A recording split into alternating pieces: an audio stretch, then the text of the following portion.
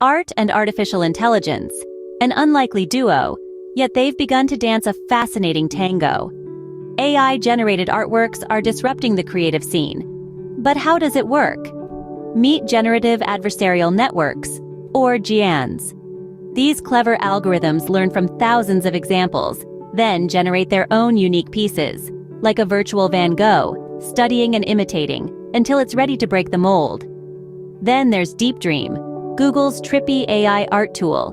It's like a digital hallucination, finding and enhancing patterns in images, turning clouds into camels or trees into towers.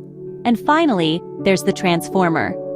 This AI doesn't just paint, it writes too. Fed a single sentence, it can spin a story, a poem, or even a screenplay. Artificial intelligence and art, a match made in the cloud, pushing boundaries, breaking rules, and creating like never before.